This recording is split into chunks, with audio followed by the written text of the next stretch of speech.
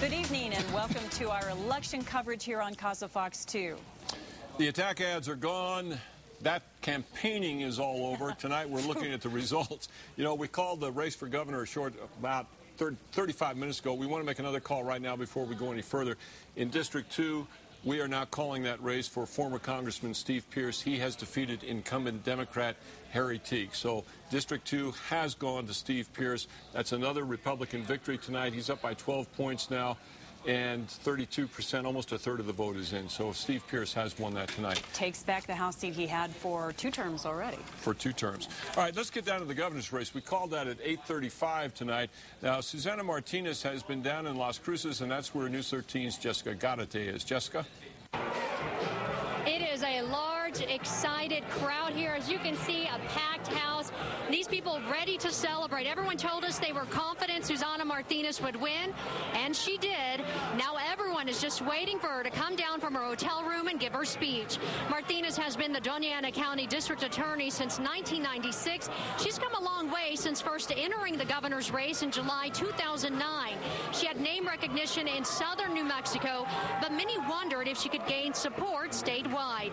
Tonight, she proved she could. The Republican says you can expect bold changes when she takes office. She promises to cut wasteful spending, lower taxes to create more jobs, end pay-to-play practices, and reform education. Her biggest job ahead, though, fixing the state's finances. The state faces a $260 million budget shortfall. Martinez says she will not raise taxes or allow cuts to schools or Medicaid to balance the budget. Martinez will be the state's 11th Republican governor. There's been 19 Democrats.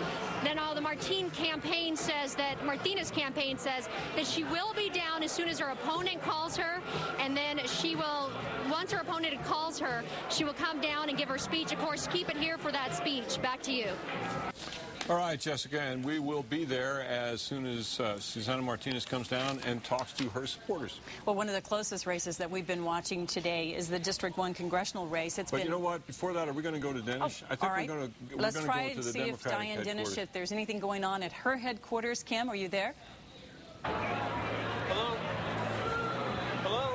Well, I guess not. We're seeing, this is the Hotel Andaluz in downtown Albuquerque at 2nd and Copper. A little bit different atmosphere than what we saw just a moment ago down in Las Cruces, where Jessica Garate is. And again, they're not conceding anything yet. Diane Dennis has not really been out even to talk to her supporters there tonight, and it's a little bit glum at her headquarters. So we'll go back and check with her again later. All right. Well, the District 1 congressional race has been close throughout the campaign. The latest poll, the Journal poll on Sunday, had John Barela ahead by 3. Tonight, it is neck and neck. But he had just pulled ahead for the first time.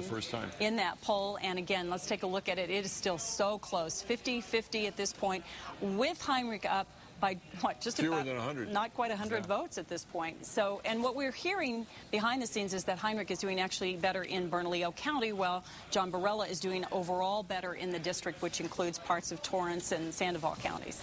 And Heinrich's opponent, of course, is looking for a Republican sweep tonight, or hopes at least to be part of that Republican sweep.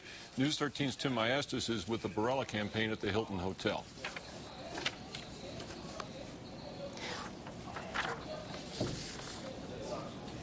All right, first let's try to go to Kim Holland. I believe she is with the Heinrich campaign. Kim, what are you hearing there? We have several hundred people here at the Democratic headquarters for the election night. Martin Heinrich is here. We've been told he is upstairs with his family, with his wife. He is up in a room. He is not down here with the rest of the party. Everybody is watching the numbers down here. Martin Heinrich's watching the numbers upstairs. At this point, it's still too close to call, so he is going to stay in his room, we've been told by a spokesperson, until there's a lead either way and he feels a little bit more comfortable coming down. Back to you. All right, thank you, Kim. That's Kim Holland, who is at the Hotel Andaluz. We went there a little bit earlier. All right. People talking in my ear. There's here. a lot going on tonight. We're going to check in later with Tim Maestas. He's down checking with John Barella's campaign. Again, this race is so close that neither of those candidates are saying much. They're just waiting to see as more numbers come in tonight. All right, let's talk about District 2 again. We called that right at the top of this segment of our election coverage. Republican Steve Pearce has been looking to get his congressional seat back in southern New Mexico's District 2. He gave that up voluntarily 2 years ago to run for the U.S. Senate. He won the Republican nomination, but then lost to Tom Udall in the Senate race. All right, we did call this race just a few moments ago. Pearce is leading 56% to Harry Teague's 44%. We understand there are 32% of the vote in, and again, he's leading by about 12 points. We did call this race, and we'll be checking in with his headquarters, too. Harry Teague had run a tough race. He won 2 years ago fairly easily, but tonight he's lost by 12 points, apparently.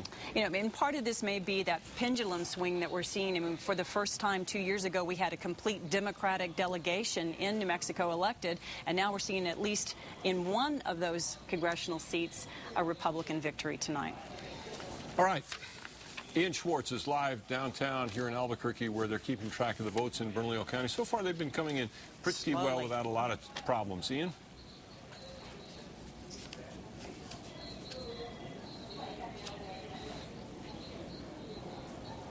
Out of 424. Now, a lot of wide margins in some of the races, but plenty of votes to still come in here. They come on little cards, kind of like the memory card in your cell phone or camera. There's no hand counting of paper ballots. So those memory cards do come in through a back door here, and they're plopped into computers and then tallied up.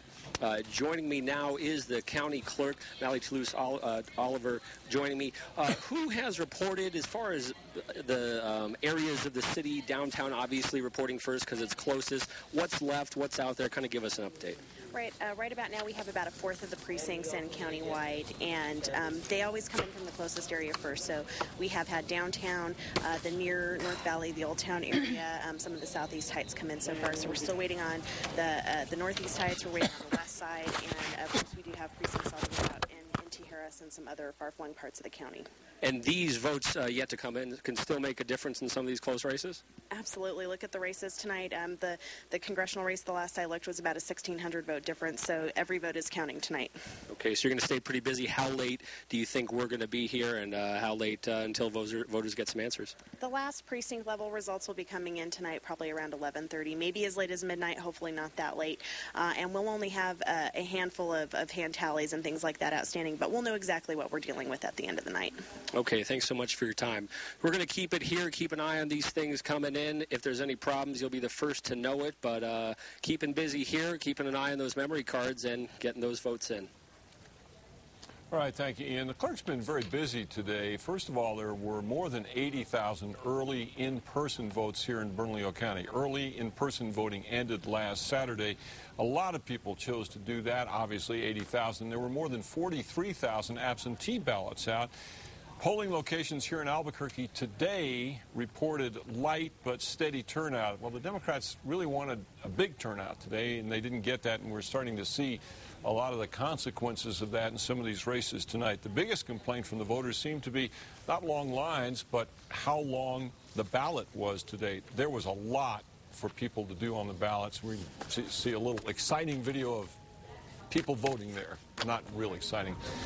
Heather Wilson, former Congresswoman from District 1, former Albuquerque Mayor Marty Chavez, and Governor candidate. Your take on what's going on right now? Well, I'm disappointed in the turnout, but I'm always disappointed in the turnout because people increasingly just don't show up to exercise their franchise. What that means when people don't turn out is that the motivated folks, the activists, the angry folks, they turn out, and that spells, well, we now have a new governor. It looks like some of those other statewide races that the Democrats were losing down ballot, say 20 minutes ago, that they're actually turning around some now. Gary King was losing. The state auditor, Hector Valderas, was losing. Now they're ahead. But there's still a long way to go on those races. Well, I think the GOP is to be commended. You know, they've turned their folks out, and they've won clearly some great statewide races. Secretary of State doesn't go but about every 60 years for the GOP, and they've made these down-ticket races very, very competitive. So I think that 1928 was the last time we had a Republican Secretary of State. My grandparents tell me about those days. I didn't cover that race.